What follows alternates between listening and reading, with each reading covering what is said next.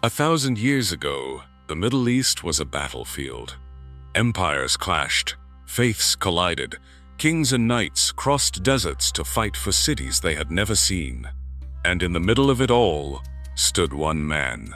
A man who began life far from any throne, but rose to command armies that shook the world. A man feared by his enemies, but admired even by those he fought. A man whose victories weren't just written in blood, but in mercy. His name was Saladin. To the west, Saladin, the Lion of Islam. To his people, a leader who united warring lands under a single banner. This is the story of how a warrior became a legend, of how honor could be more powerful than a sword, and of how, in the darkest nights of war, one man's light could still burn warm. The 12th century was an age balanced between faith and steel, an age where the sound of prayer often mingled with the clash of swords. Across the Mediterranean world, kingdoms rose and fell like the tides, each striving to leave its mark on a land whose sands had witnessed the passing of empires since the dawn of civilization. The Middle East, crossroads of continents, trade, and cultures, was both the prize and the battleground in one of history's most enduring conflicts, the Crusades. In the West, the Crusades were spoken of as holy wars, blessed by the Pope, driven by a promise of salvation and eternal reward. Knights clad in polished armor rode forth beneath crimson and white banners, marked with the cross, swearing to reclaim the city of Jerusalem and the land surrounding it for Christendom. Their journeys were long and perilous, crossing seas that swallowed ships whole, deserts that scorched the unprepared, and mountains that seemed to rise like the very walls of the earth. In the East, these same wars were viewed through a different lens, as invasions by foreign armies into lands held sacred in Islam for centuries. The people who lived there did not see themselves as aggressors, but as guardians of holy cities, protectors of families, farmers, scholars, and merchants whose lives had been uprooted by the storms of war. The Muslim world at this time was not one great empire, but a patchwork of states, tribes, and rival rulers, each with its own ambitions and grudges. Yet, as danger drew ever closer, there emerged a need for unity, for a leader who could command both respect and loyalty across these divided lands. It is within this maelstrom of faith, politics, and ambition that our story begins. And at its center stands a man whose very name would inspire both admiration and dread. Salah ad-Din Yusuf ibn Ayyub, known in the West as Saladin. His life was a tapestry woven with threads of battle and diplomacy, of victories that shook kingdoms, and acts of mercy that silenced even his harshest critics. To his followers, he was the sword of Islam, a protector of the faith, and a man whose vision stretched beyond the horizon. To his enemies, he was a formidable adversary, disciplined, calculating, and unrelenting, yet bound by a code of honor they could not ignore. Saladin's rise to greatness did not happen overnight. He was not born into unquestioned power, nor did he inherit a vast empire ready to command. Instead, his life's journey was shaped by the shifting sands of politics, the lessons of his elders, and the trials of war. His story is not merely about conquering cities or winning battles. It is about the unification of a people, the forging of an identity, and the balance between strength and compassion in a time when mercy was often seen as weakness. As we turn the pages of his life, we will walk the bustling streets of Damascus and the sun-baked walls of Cairo. We will stand on wind-swept ridges overlooking vast armies, smell the dust rising from the hooves of charging cavalry, and hear the solemn prayers before battle.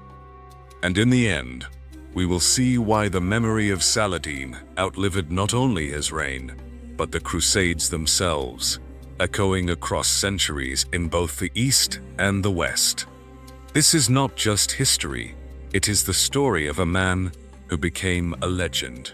Saladin's story begins far from the grand cities and battlefields that would later define his life. He was born in 1137, or perhaps 1138, for even the exact year is uncertain, in the fortress town of Tikrit, nestled along the banks of the Tigris River in what is now Iraq. Tikrit was not a place of splendor, but it was a place of resilience, a military outpost where the winds carried both the dust of the desert and the scent of river reeds. His family, the Ayyubids, were of Kurdish origin, a people known for their endurance in the harsh mountain lands and their fierce loyalty to those they served. His father, Najm ad-Din Ayyub, was a respected officer in the service of the Seljuk rulers, a man valued for his discipline and leadership. His uncle, Shirkuh, was a warrior whose boldness on the battlefield would one day shape Saladin's destiny. From the earliest days of his childhood, Saladin's world was steeped in both the sword and the pen. Though his family lived by the duties of the military, they valued education as much as martial skill. Saladin was taught to read the Quran with care and reverence, to recite its verses with clarity, and to understand not just the words, but the principles they carried. He studied the traditions of the Prophet, the histories of past rulers, and the writings of scholars who explored law, philosophy, and the sciences. Yet, despite this foundation in learning, Saladin's early years were not without hardship. The political climate of the region was volatile, alliances shifted like the desert wind, and the fortunes of even noble families could turn overnight. When Saladin was still a child, his father's loyalty to a local ruler led to an incident that forced the family to leave Tikrit abruptly. Legend tells that on the very night of Saladin's birth, his father was ordered to depart the city by dawn, a twist of fate that seemed almost prophetic, as though the boy was destined to live a life of movement and change. After leaving Tikrit, the family settled in Mosul, a bustling city of trade and culture. Here, young Saladin grew amidst the noise of markets filled with spices and silks, the calls of muezzins echoing from tall minarets, and the steady flow of travelers from distant lands. In Mosul, his father continued his service, and Saladin observed the complexities of leadership, how alliances were forged not only through strength of arms, but through trust, negotiation, and the subtle art of diplomacy. Even as a boy, Saladin showed a quiet nature. He was not known for the brashness that often defined young warriors. Instead, he listened, observed, and absorbed the world around him. This patience, some would later say, became one of his greatest weapons.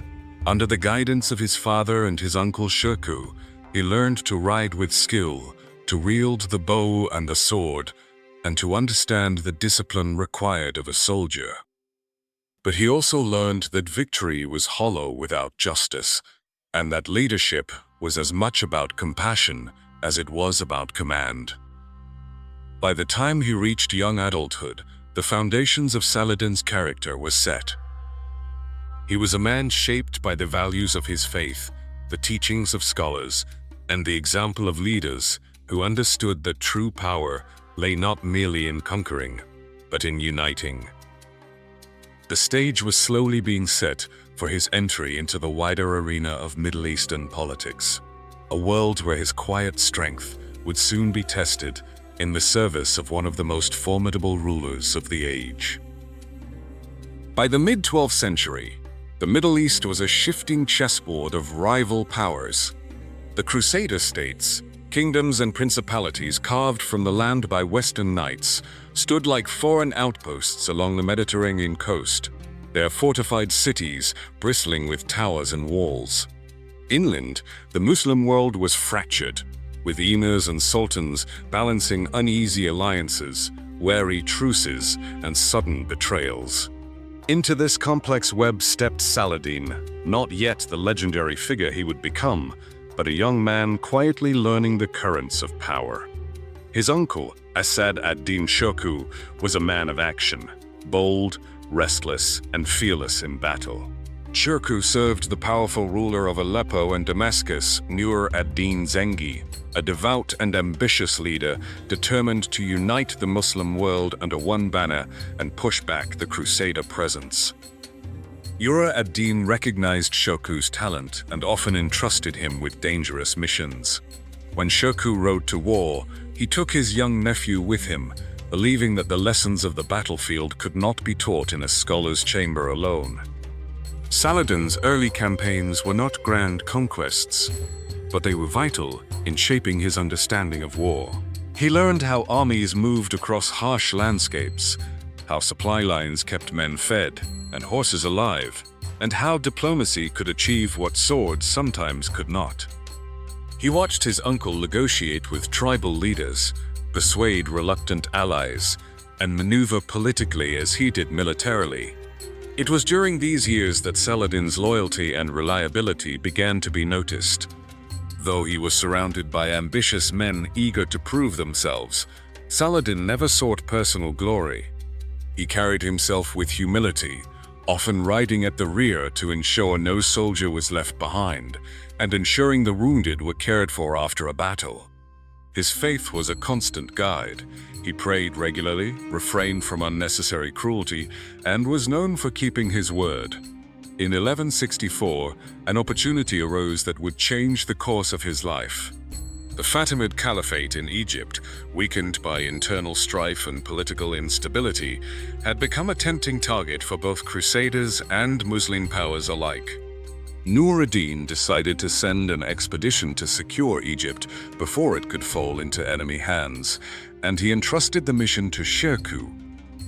Saladin was chosen to accompany his uncle once again, this time into a theater of war that would place him at the heart of one of the most important struggles of the age.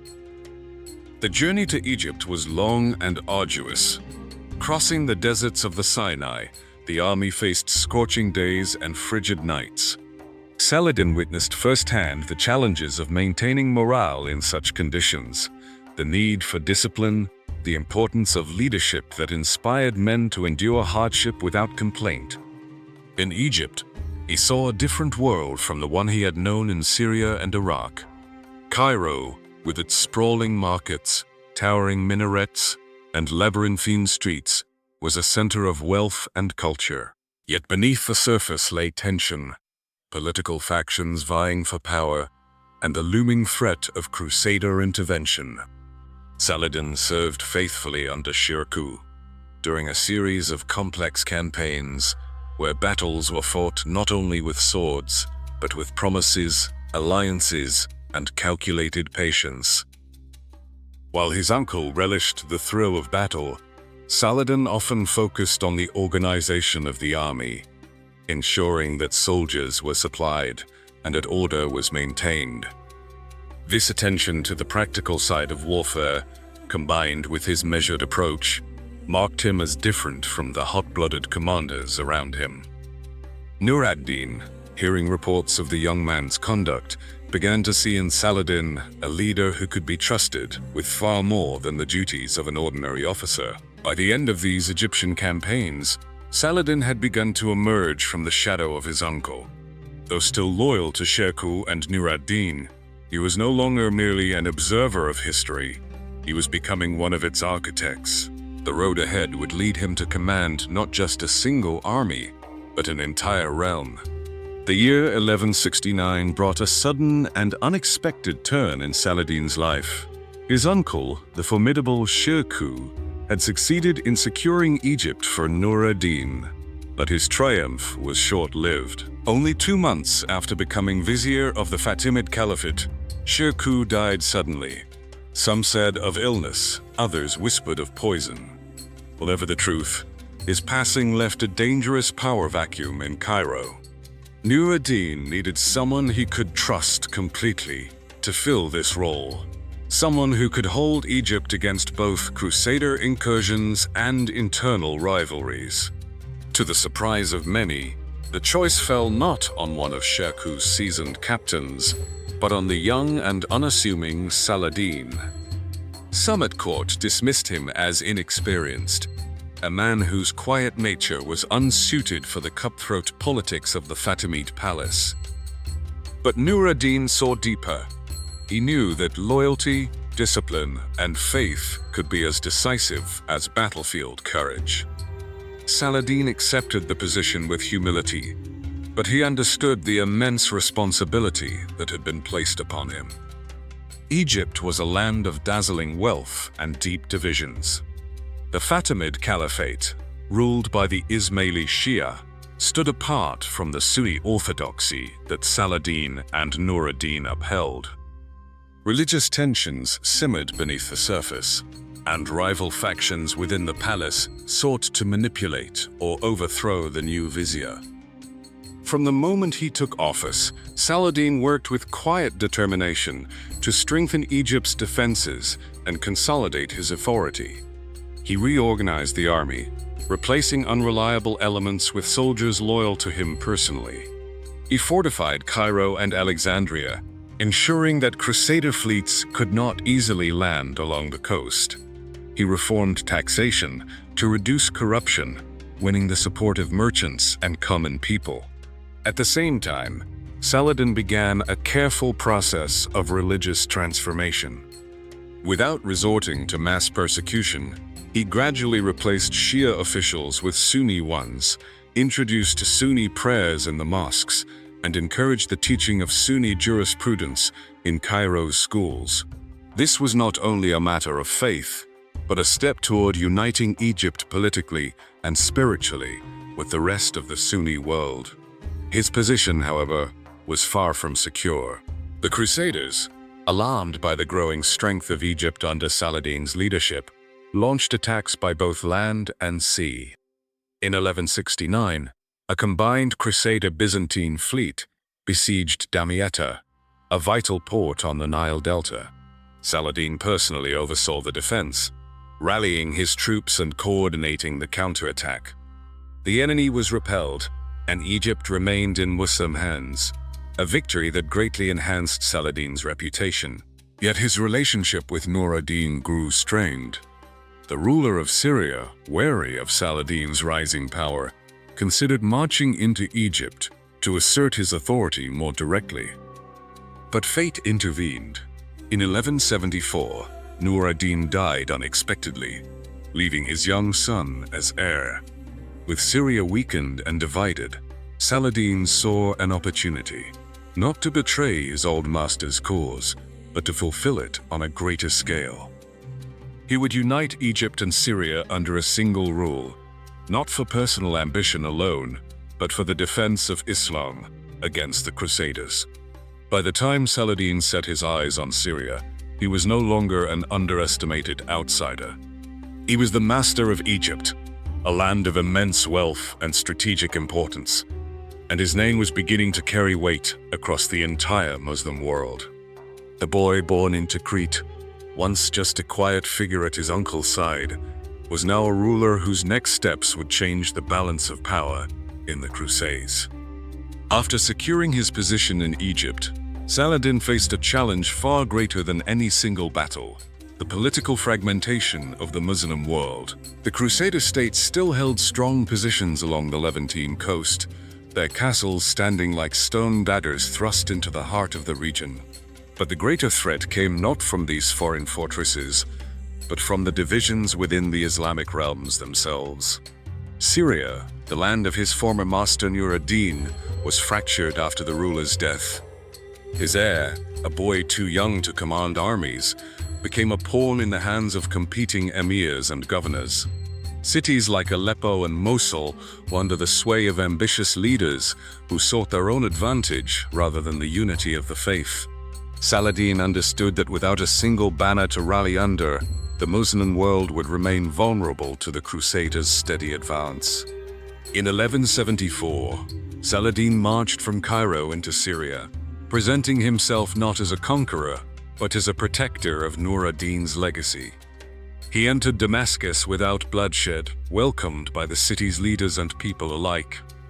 His arrival was marked by both political skill and genuine respect for the late ruler's memory. He swore to defend the lands Nur ad-Din had fought for, and to keep them from falling into the hands of rivals or foreign powers. By the late 170s, Saladin had achieved what few thought possible: a united front of Muslim territories ready to challenge the Crusader states. His realm was vast, his armies disciplined, and his authority recognized across Egypt, Syria, and beyond. Yet Saladin knew that unity was fragile, and that it could only endure if cemented by a great victory that would inspire all the faithful. That moment would soon come.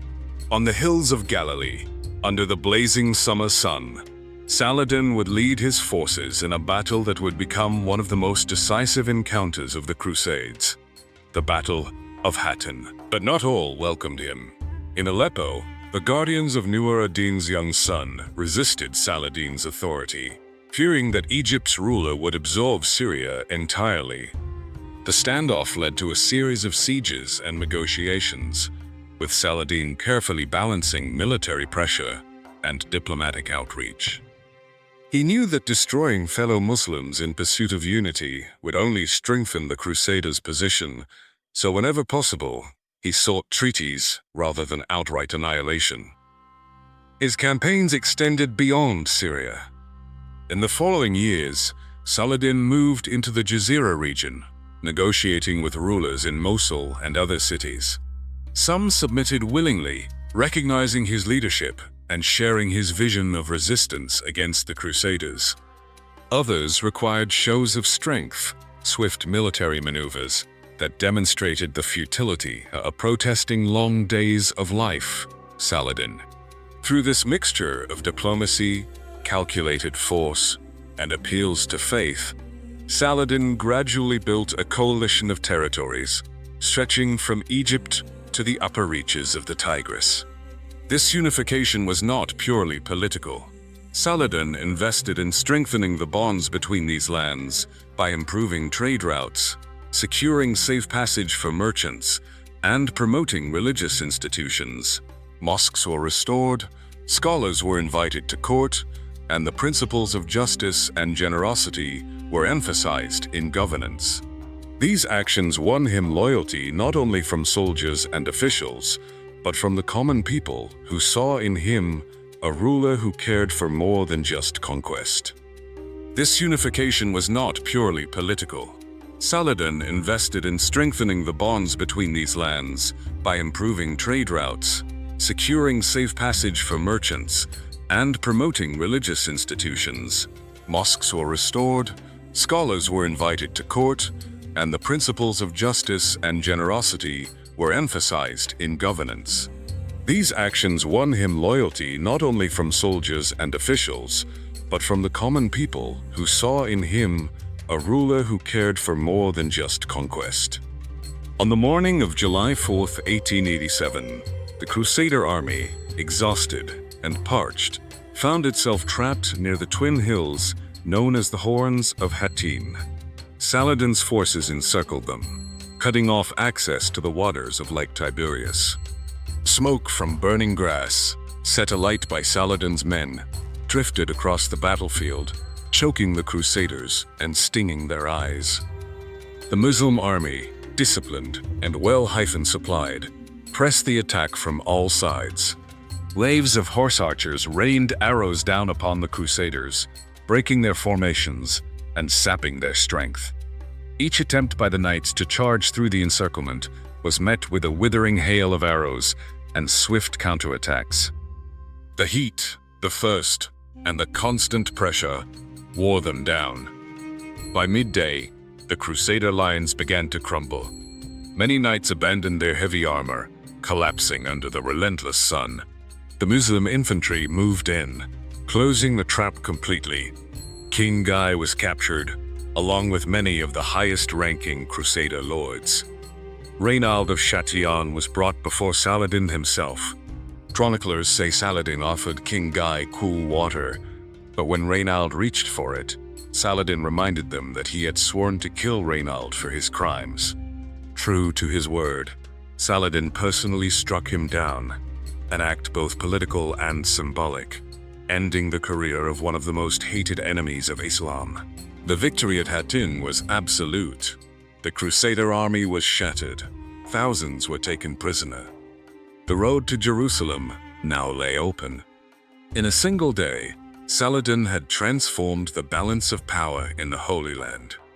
His triumph would echo across continents, feared in Europe, celebrated in the Muslim world.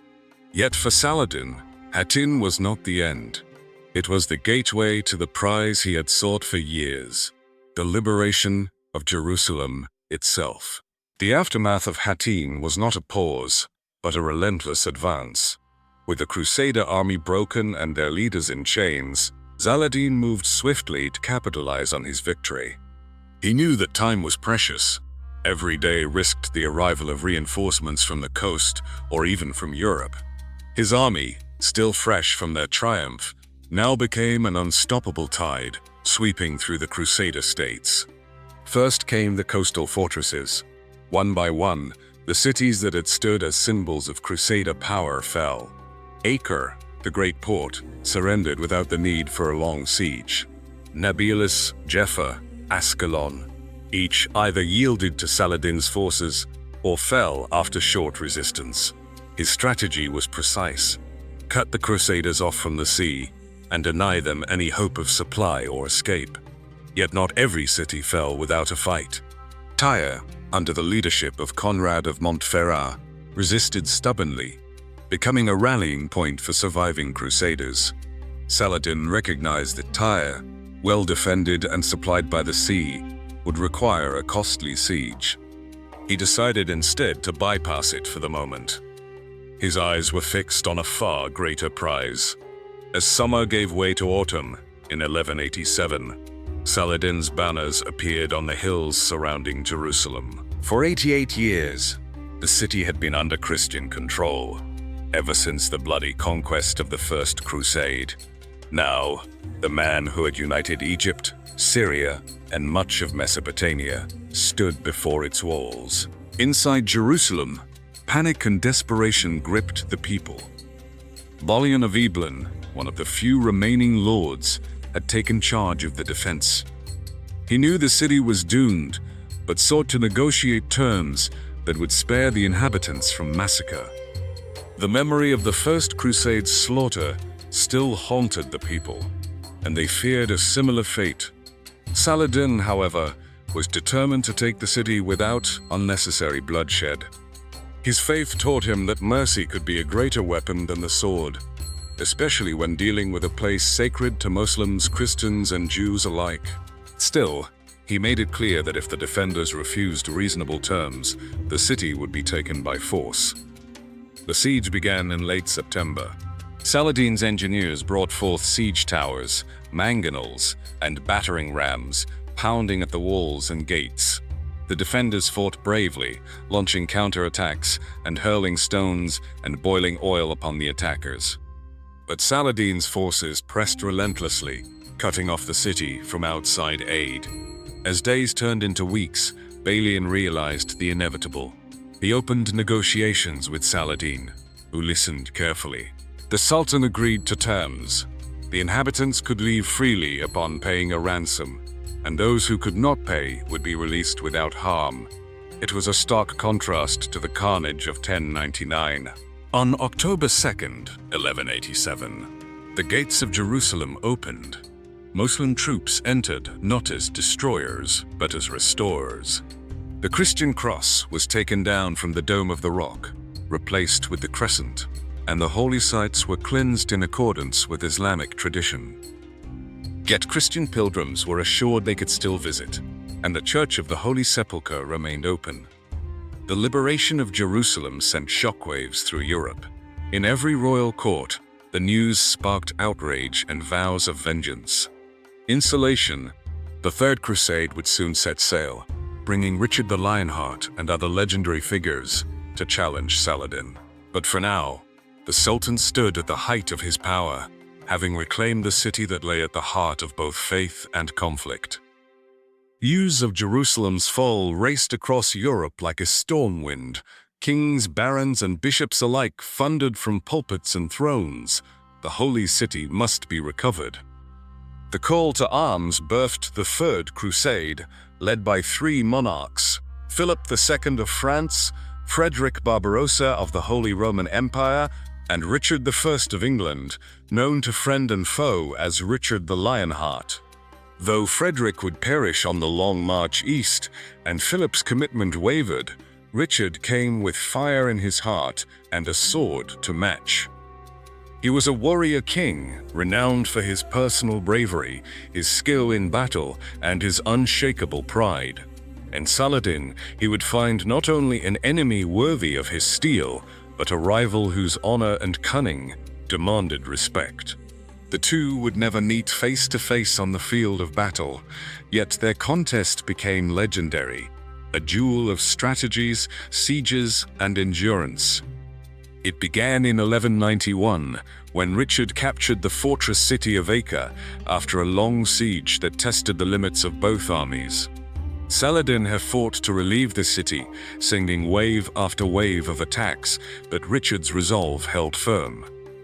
Acre's fall was a blow to Saladin's prestige, though the Sultan's army remained strong and disciplined. From Acre, Richard marched south along the coast toward Jaffa, determined to secure a base for an assault on Jerusalem. Saladin shadowed his movements, harassing his columns with swift cavalry raids. The heat was stifling, the terrain rough, but Richard kept his men in tight formation, repelling attack after attack. The two commanders seemed to anticipate each other's moves, like master chess players studying the board. The most famous of their encounters came at the Battle of Arsuf in September 1191. Saladin's horse archers swarmed the Crusader line, loosing arrows and darting away before the knights could close in. For hours, Richard held his men back, resisting the temptation to charge too soon. Finally, when the moment was right, he unleashed his heavy cavalry in a devastating counterattack, scattering Saladin's forward ranks and seizing the field. Yet even in defeat, Saladin's army was far from broken. He regrouped, falling back toward Jerusalem and denying Richard any easy path to the city. Months of maneuvering followed, with neither side able to claim ultimate victory. But while they were enemies in war, the chronicles also tell of moments of mutual respect. When Richard fell ill, Saladin sent him cooling snow from the mountains and fresh fruit to aid his recovery. When Saladin's forces recaptured Jaffa in 1192 and were on the verge of slaughtering the defenders, Richard led a daring counterattack to retake the city. And Saladin, in turn, offered a truce to avoid further bloodshed. By September 1992, both men knew that neither could destroy the other without risking everything. They agreed to the Treaty of Jaffa. The Crusaders would retain control of a thin coastal strip from Tyre to Jaffa. Christian pilgrims could visit Jerusalem freely, and a fragile peace would hold, at least for a time. Though Richard returned to Europe without retaking Jerusalem, he left the Holy Land with a grudging admiration for his consequences. And so, Richard returned.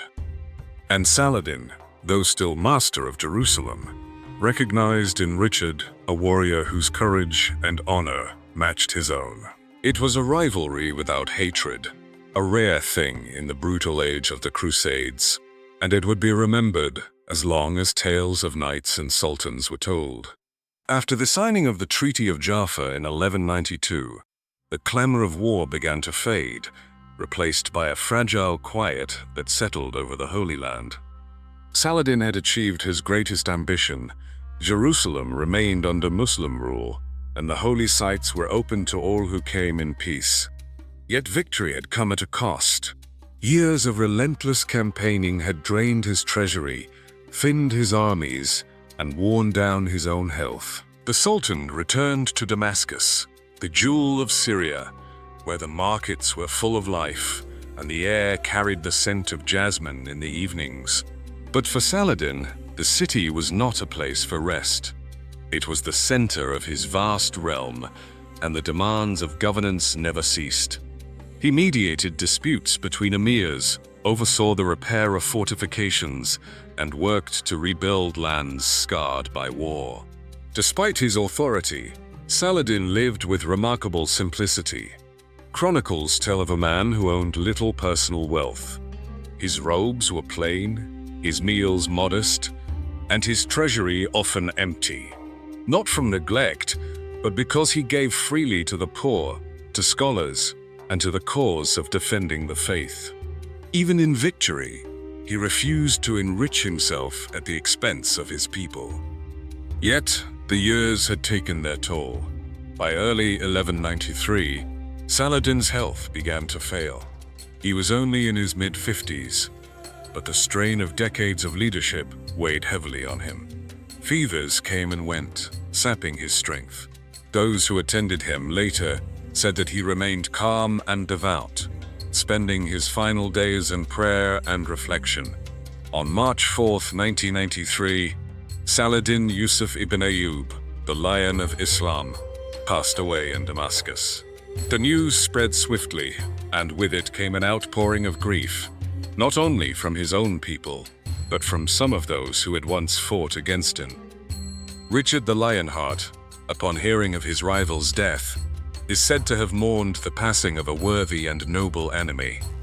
In a final testament to his generosity, it was discovered that Saladin left so little personal wealth that there was not even enough money to pay for his own burial shroud. He was laid to rest near the Umayyad Mosque in Damascus, beneath a simple tomb. No gold, no silver, only the memory of a man whose sword had defended his faith, and whose mercy had honored it. His passing marked the end of an era. The Crusades would continue, but the unique balance of strength and compassion that Saladin embodied would rarely be seen again. His name would live on, not just in the histories of the Middle East, but in the chronicles of Europe, as a leader who rose above the cruelty of his age and showed that honor could be the truest form of power. The years after Saladin's death saw the world change, but his memory did not fade. In the cities he once ruled, his name was spoken with reverence.